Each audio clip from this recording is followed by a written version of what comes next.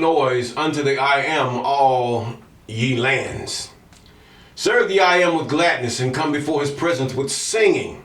Yes, all praises to the Most High. All praises to the Most High. He that willeth and he that doeth is he that loveth me. Yes, I just made that up. I'm not a rapper. I don't freestyle.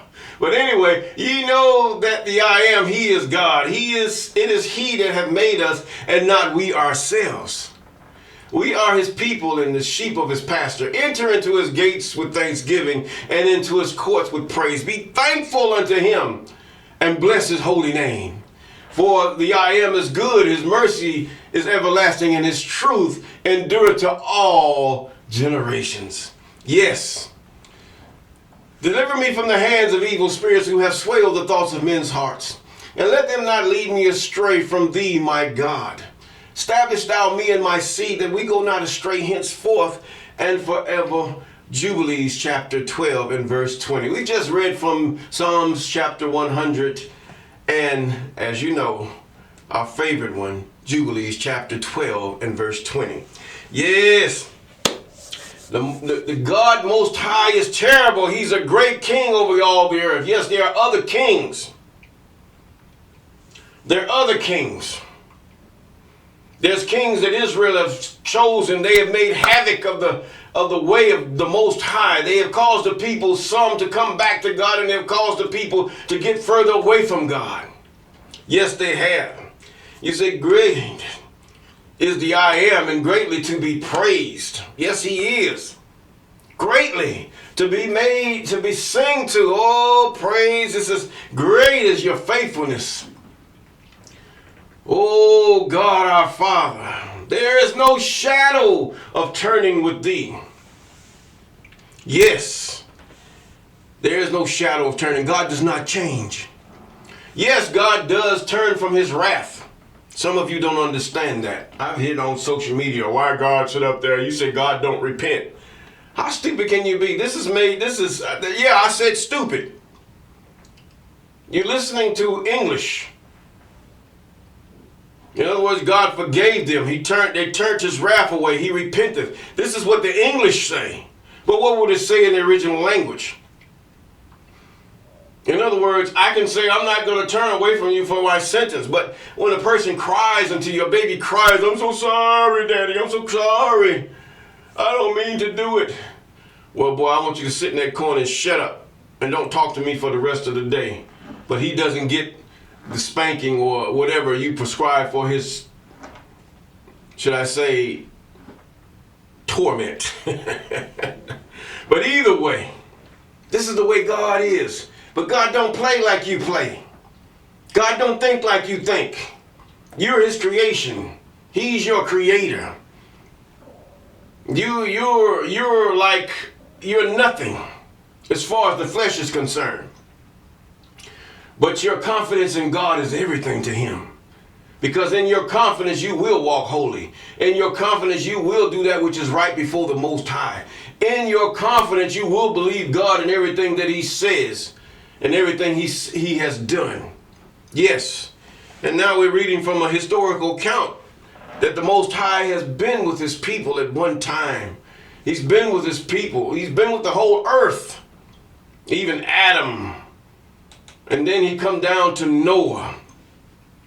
We don't understand it all.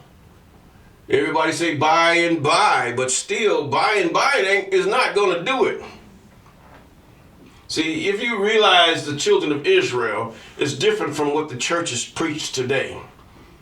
The children of Israel, they were, should I say, productive in their faith and in their dealings, everyday dealings. They were the ones that would help people.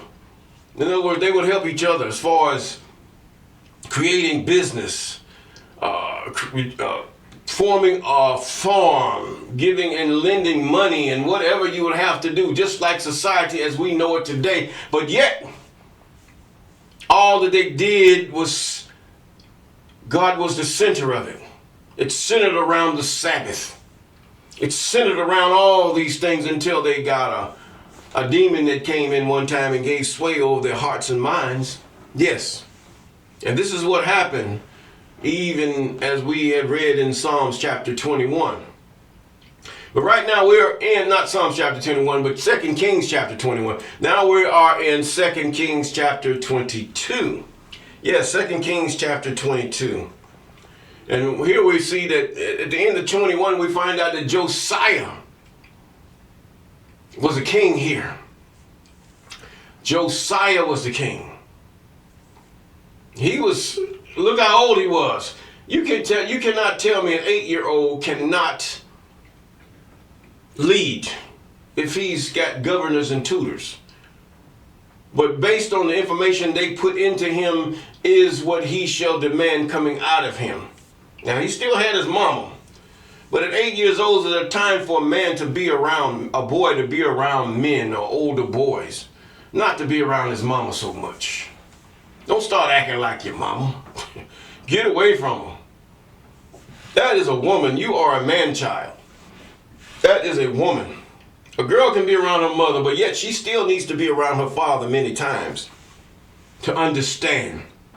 She needs to learn how to serve her father. Not to the point of slavery, but to serve her father and maybe her brothers, just as her mother does. You say, well, that's not right. No, that's your mentality. See, Israel didn't have the same thing as Western thought. I mean, we did not have the same thing as Western thoughts. We did not have the same ways as the Western countries. No, we didn't. We learned, the woman learned to be a woman and the man learned to be a man. And they were separated too. You wouldn't catch no woman and man running around kissing each other and tonguing in the midst of everybody. Now, excuse me, I had to sneeze. Sorry about that. But either way, 2 Kings chapter 22. It's just natural. Some pollen is in the air or something. But 2 Kings chapter 22, yes.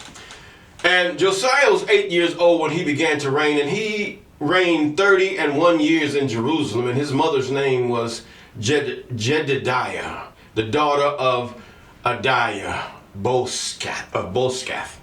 He did that which was right in the sight of the I Am. In other words, they taught him right. If you teach your child right, more than likely he's going to do right.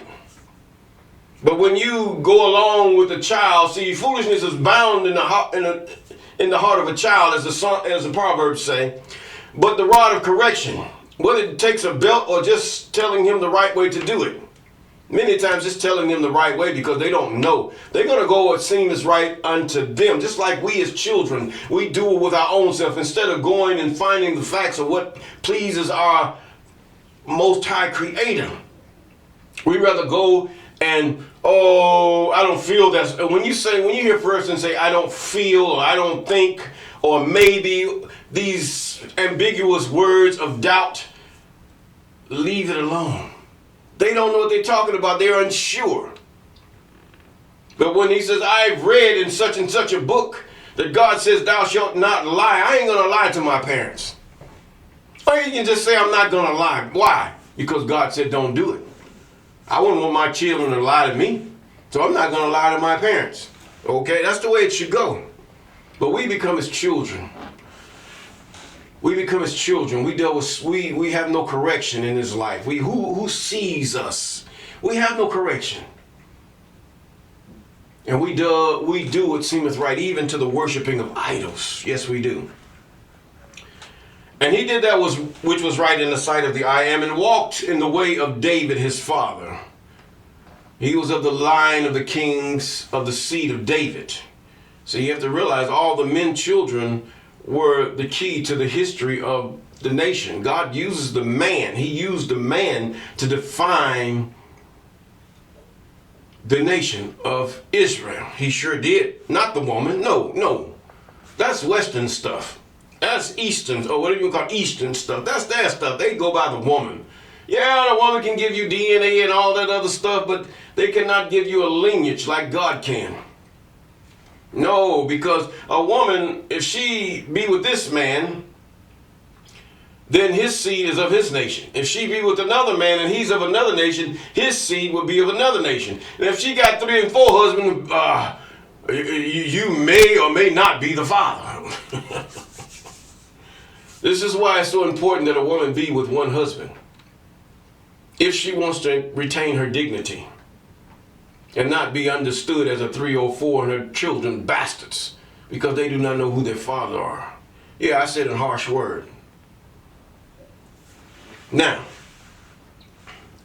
that's because of whoredoms.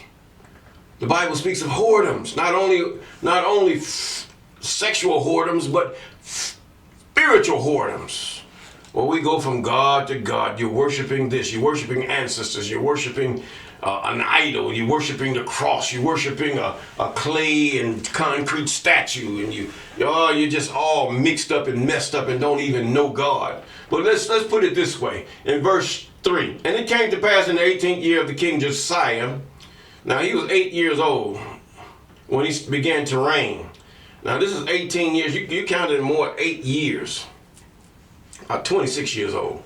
And the king sent Shaphan, the son of Azaliah, son to Meshullam, and the scribe to the house of the I Am, saying, Go up to Hilkiah the high priest, that he may sum the silver which is brought into the house of the I Am, which the keepers of the door have gathered of the people.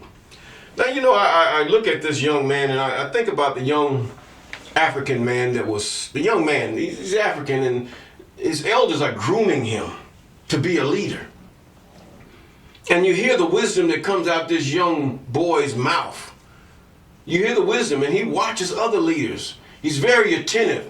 He looks at the people and he sees the things of the people. Yes, this young boy, some of you know who I'm talking about, most of you may not. But anyway, he's being groomed. He's been taken to different countries in Africa. He might be the biggest leader in Africa there ever was, even of a united Africa. Who knows? Anything's possible. Now, verse 4, he said, Go up to Hilkiah the high priest, that he may sum the silver which is brought into the house of the I Am. He's 26 now, which the keepers of the door have gathered of the people, and let them deliver it to the hands of the doer of the work that have the oversight of the house of the I Am, and let them give it to the doers of the work which is in the house of the I Am, to repair the breaches of the house. Yes, and he wanted to repair that which he know is most valuable, and that is a place to worship, not a church, but a central place to worship for the Israelites, which was in Jerusalem. Yes, he wanted that. Just like this young man, he's trying to understand. He's in a Hamitic land. This is a Hamitic land because the land of Ham is hot. Now, you go into the part where Jerusalem's supposed to be. It's neither hot nor cold. But it can get hot. It can get sunny. The sun blazes. Yes, it does. But it's neither hot nor cold. But either way. And then you go up further north. It's cold. Yes. If you think about it, it is so. Now, in verse 5, he said, Let them deliver it into the hands of the doer of the work that have the oversight of the house of the I Am, and let them give it to the doers of the work which is in the house of the I Am, to repair the breaches thereof the house. That's the same thing if you would think about those leaders in the Sahel, Burkina Faso, Niger, and Mali. I mean, the land had been ravaged. The land had been just strafed of a lot of gold and silver and precious metals, precious human labor, and all these things have been put into these things. And now they see, I want my family to prosper. I want my daughter, my son to prosper, and their children. Why should I take these things off of these people that have nothing to give but everything to take? And so now you have a rising. See, God had put this in the heart of these leaders. Yes.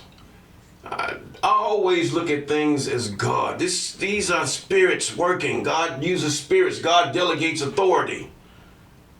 Because God don't want to get his hands filthy with mankind. If God does talk to you, if he does even whisper at you, some say it's God, but it be only a spirit. These are like secondary to the Most High. He's so holy. He don't want to talk to you. But if he does talk to you like Moses or the other clean people, those who have done what he have commanded, you are clean and you are anointed. Look at Elisha. Even he was so anointed by hearing the word and being in the presence of the Most High that when they laid his body in the ground, they put a dead man next to him. And that man came to life. Yes, and he probably only had a small portion of the presence of God with him. You have a presence of God in you. You have a peace of God. When he said he breathed into him the breath of life, mistranslation. Listen, God put a part of himself in that man to bring him to life. He put a part of himself. And so if I hear it, I haven't proven these things, but I've heard it said. When a man is with his wife and he begins to let his seed go, the seed is not living inside of the scrotum. Those of you that are adults understand me.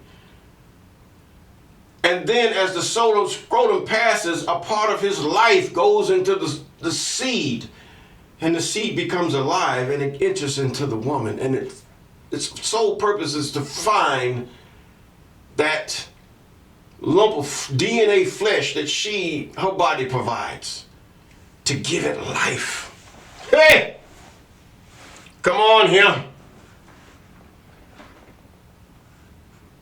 So life does come from the man because God put breath. He didn't breathe into the woman. He took from the life of the man and gave it to the woman.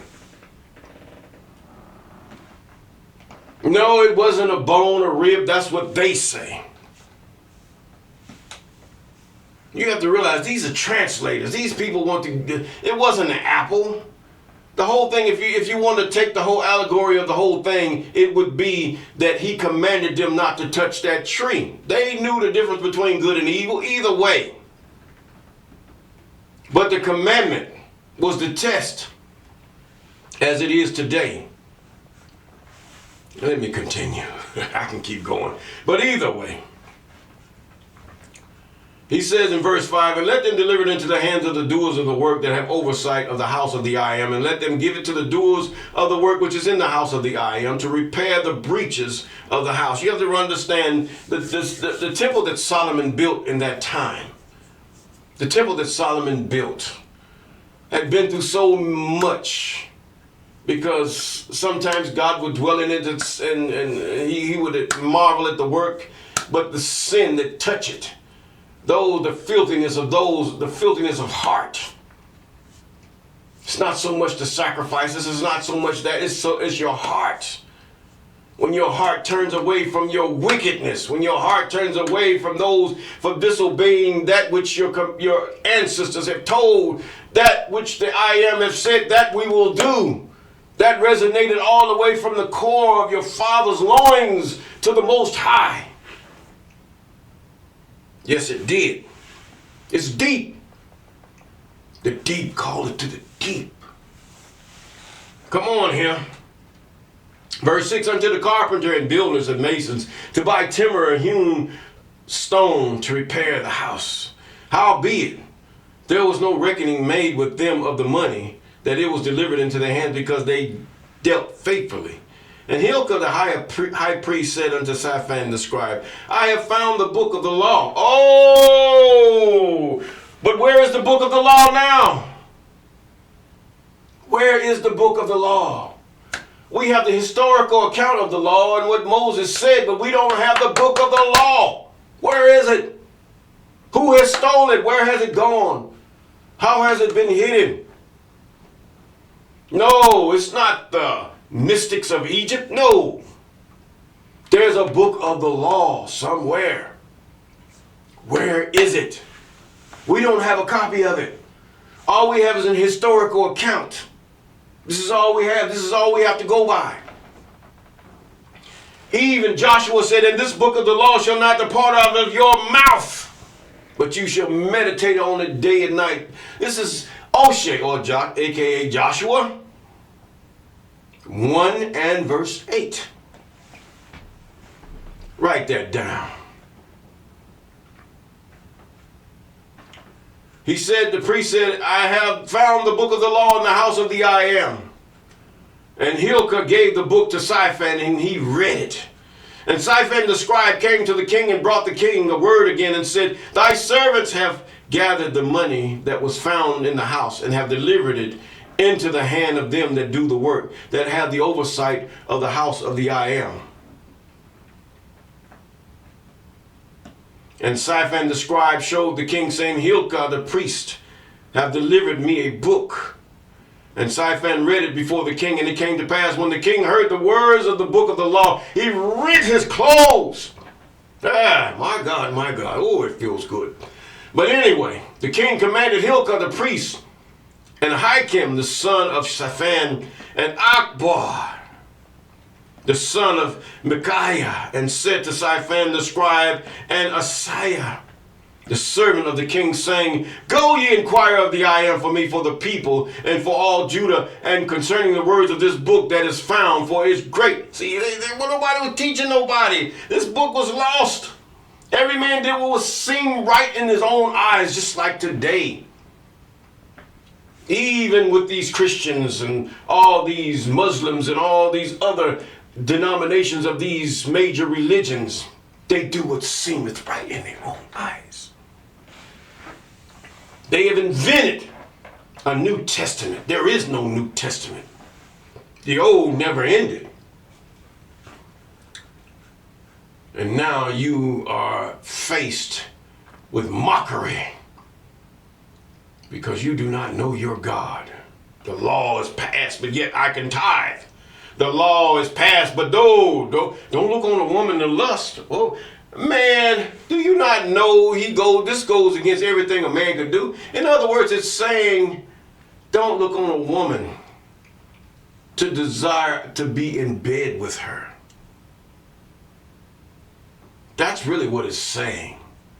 Because how can you not look on a woman that you want to marry? Men are visual. See, this is restriction here in the way they, should I say, narrate it to you. Oh, you look nice today. I like that woman. I like her face. I like the way she's shaped. I like the features of her body. I want to marry her. That is the correct way to look at it. But as you're thinking about marriage, what are you thinking about? You're thinking about, I'm looking at the way that, I'm looking at her smile. I'm looking at how she acts. And I've seen her from afar off and I see her near. Not only her body, but I see her whole demeanor, her whole personality, and I think that would make a good wife. But if you never look on her to desire her, but the thing is, if you know that she belongs to another man, then you might see her, nice looking woman, oh nice, but then go about your business. It's not yours. You can't have that. But then the fact is, sin is only started in the heart. If it is in your heart, you can get it out before you commit the act. And most of the time it's in your heart, but the fact is that she might not, 9 times out of 10, she's not going to go anywhere with you nowhere. It's just a pipe dream that's never going to come true. So go on about your business. Stop desiring that woman, period. Okay? But you have to use your eyes in order to find out, what do you want? He says, the man that finds the wife finds a good thing. So how you going to find her if you don't see her? Come on here. Now, and the king commanded in 13, he says, go ye inquire of the I am for me, for the people, for all Judah, concerning the words of this book found, for great is the wrath of the I am. Now see, this is why we have to really start paying attention to the laws, statutes, and commandments of the Most High, because his wrath is still kindled against us. This is why you will never see him. Many of you do not hear him. He cannot come to unrighteousness. He will not show himself before you, and you are dwelling in unrighteousness. In your heart is nothing but sin. Wanting to lay with another man's wife and not even be joined to your own. And then the thing is to lay with another person. Men with men, women with women, doing that which is not right. But you think God's going to talk to you? An angel will talk to you.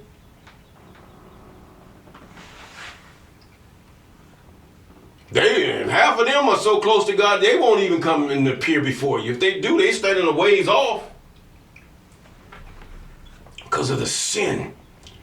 Except for a devil, he'll get in you. He don't care. He's just like a pig. Or a Satan. Remember, Satan is not one. Satan are many. God is one. They flip the script on you, brother or sister. They flip the script on you. Even in this book that is written. There is only one God, but there are many Satans. So is it in the book of Jubilees. I believe Jubilees or Jasher. It talks about the Satans. Then they flip it back. So you have to realize even these books have been sort of mimicked, or should I say, little tidbits inserted. And you have to look at it. Satan is never one person. Maybe the one that they call Lucifer is one person, but he's not, that is part of the Satans. There's no power with these entities as far as above God, no. God uses an evil spirit as well as he would use a spirit that cleaves unto him and does after what he commands that spirit. But all spirits must obey God. He said, I create evil. Yes, this is why he created evil, that he might test you to see if you love him or not. God is selfish. Yes, he is. And a man should be selfish with his wife. He should be jealous for his wife. Not to the point of paranoia, but he should be jealous. And a wife should be that of her own husband, just as, yes, he doesn't idolize another woman that he's not married to, or he's not married. In other words, a man can marry more than one wife, period. That's just it, period. But they will not have it where you will go out and find a woman that you're not married to, and they will feel really hurt. You don't tell them about this, because you're family, all of you. All the wives are family, period. You have agreed to this. And that family is the children that you bear. This is the fruit. These women have these children and they raise these children. These children get education. I mean, one might know how to sew, the other one knows how to cook, and the other one knows how to clean real good. I mean, I'm just using that as an example. And here you have a community. One know how to do hair, and all the little girls got their hair looking pretty every day. And, you know, they say, well, I'm going to do this, I'm going to do this, I'm going to do this. This is community. This is why men had more than one wife. They created a community. The man didn't rule or act harshly over the women. And they even took care of him. I mean, it's community. And they were like sisters and friends. Yes, they have hard times. And I mean, even with one woman, a man going to have a hard time. Come on here. Now, it came to pass. Now we were in verse 10. Let me quit. I could keep going, as you all well know. And he got the book of the law. And Shaphan, in verse 10, and Shaphan the scribe showed the king, saying, Hilkiah the priest hath delivered me a book, and Shaphan read it before him. Now it came to pass when the king, verse 11, had heard the words of the book of the law, that he rent his clothes. Oh my God. And the king, in verse 12, commanded Hilkiah the priest, and Ahikam the son of Shaphan, and Akbor and the son of Micaiah, and Shaphan, and the scribe of Josiah, and the servant of the king, saying, Go ye inquire of the I am for me, for the people, and for all Judah, concerning the words of this book that is found. For great is the wrath of the I am that is kindled against us, because our fathers have not hearkened unto the words of this book. Here's a 26-year-old man finally figuring it out. Even though he walked in the ways of God and did that which was right, he only knew it by word of mouth. But he finally heard the words of the book. Yes, he did. To do according to all which is written concerning us. Who? Jacob.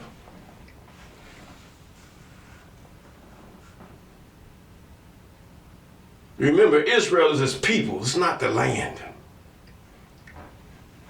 So Hilkiah the priest, and Ahikam, and Akbor, and Shaphan, and Josiah went unto Huldah the prophetess. Now here's where a woman is here. There's Huldah. They went unto Huldah the prophetess. Now, look what they say. She was the wife of Shallum, the son of Tikvah, the son of Harez, keeper of the wardrobe. What? The wardrobe of priest. Now she dwelt in Jerusalem in the college, and they communed with her. Yes, there were very few women prophetess, but they didn't hear from God every day. Some of you prophetess, you just prophet lie. Oh, God said to me, it might be an angel spirit. They have sway over the thoughts of men's hearts. Yes, they do, whether they're good or evil. That's why even a prophetess must know the word, the law of the Most High. You have to know this law. In other words, you can tell what comes to you is evil. Not know I feel or I this. You will know whether it's God or not, because he will not go against his word. Now, she dwelt in Jerusalem in the cause, and they communed with her. They talked with her. Probably along with her husband, more likely. This is the respect they had, the man code. And she said unto them, thus saith the I am of Israel, tell the man that sent you to me, thus saith the I am, did not know there was a king, that I will bring evil upon this place and upon the inhabitants thereof, and even all the words of the book which the king of Judah hath read. Yes, or has heard. Now, 17, because they have forsaken me and have burned incense unto other gods, and they have provoked me to anger with all works of their hands, therefore my wrath shall be kindled against this place, and shall not be quenched. But to the king of Judah, which sent you to inquire of the I am, thus shall ye say, thus saith the I am God of Israel, the people, not the land. Those people, let them be. God's going to get that land back for you, Israel. Don't worry about it. As touching the words which thou hast heard, because thine heart was tender. Oh, Josiah. And thou hast humbled thyself before the I am. Now see, that's what gets me about this Abraham Tawari. This man is a very humble man. You know, for some men, he reminds you of a wise son. And for some, he reminds you of a wise leader or a father. And even a very courageous warrior. This guy is, and loved by many. And many will follow him even unto the death. And these that follow him even to the death are the ones that are really causing things to happen. Because he don't think of himself. He's thinking of those around him, his people, his heritage, his lineage. He's thinking about that. And that he wants to see good for his people. Yes, that's what it's about. Now, and that's what all leaders should be, whether you presidents of whites or blacks or whatever, or mixed people, you should always be mindful of your people. Yes, I would even give props to our president here in the U.S. to even want to find out how this nation have gotten to the point where it is now. You know, I don't know how true all these things is. All I know is I see and hear what I see and hear. That's it. You know, other than that, yes, very good. To find out how can I get my nation back? How can I, not nation, but this land back? We're many nations, but we're just a people. One people, we should be one people, but it's still separate because of the way people wants to conquer and divide. This seems like it's a bad thing here. Now, because thine heart was tender, and thou hast humbled thyself before the I am, when thou heardest what I said against this place, against the inhabitants thereof, that they will become a desolation and a curse, and has rent thy clothes and wept before me, I have also heard thee, saith the I am. Behold, therefore I will gather unto thee unto thy fathers. Oh God, I'm going to spare you. This is what God is saying. Josiah, I'm sparing you now. Yes. And thou shalt be gathered into thy grave in peace. In other words, you're not going to see war as you are king. You're not going to see this. And thine eyes shall not see all the evil which I shall bring upon this place. And they brought the king word again. That's the same thing with those in the Sahel. These kings want to see good things. They want to see their people prosper. Now, when God gets ready to change the tides again because of the sin of the people, see, you that are the sinners of these lands, not only these lands, but other lands too. When you begin to walk contrary to the word of the Most High, then you're going to have to suffer. The man whose righteousness is keeping you from falling, when he dies or when he goes, He's going to see good days. As long as he lives, he's going to see good days, even for the land. But the fact is, it's going to happen.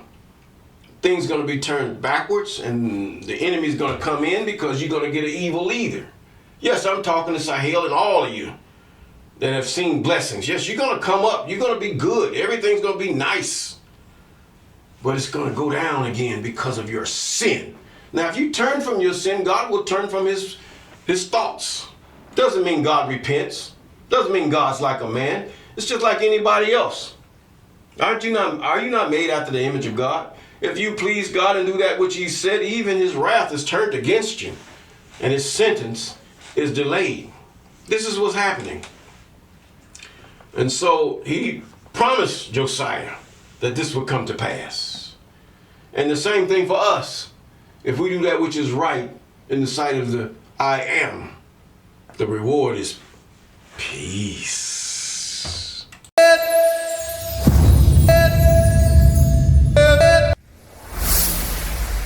Walk with me.